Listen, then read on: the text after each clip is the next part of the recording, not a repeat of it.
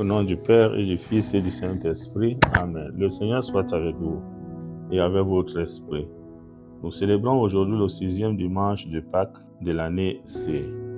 La liturgie nous propose comme première lecture un extrait du livre des Actes des Apôtres, chapitre 15, versets 1 à 2, versets 22 à 29. Le psaume 66.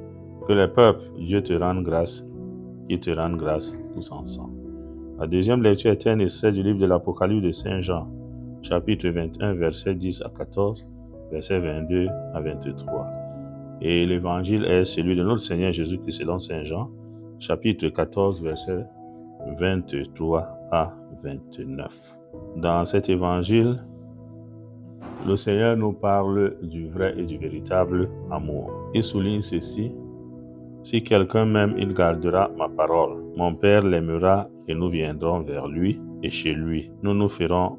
Donc le Seigneur nous invite ici à l'aimer, et cet amour ne doit pas être un amour de façade, un amour que nous prononçons sur les lèvres, alors que notre cœur est loin, non seulement du Seigneur, mais aussi de ses commandements.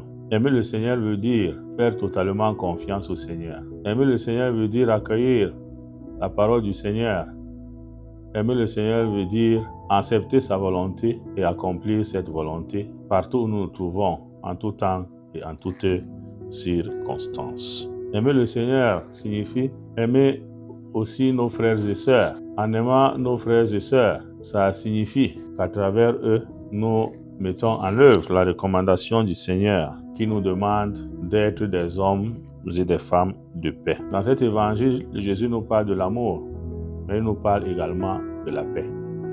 Parce que sans la paix, il sera difficile pour nous de vivre dans l'amour.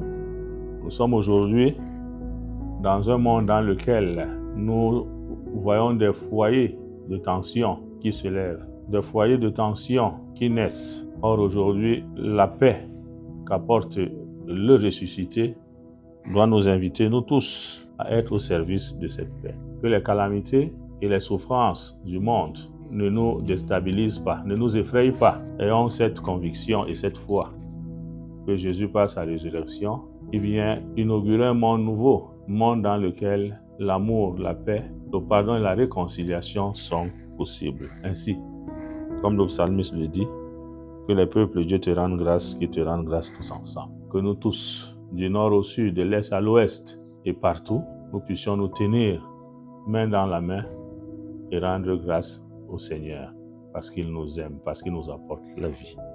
Loué soit Jésus-Christ.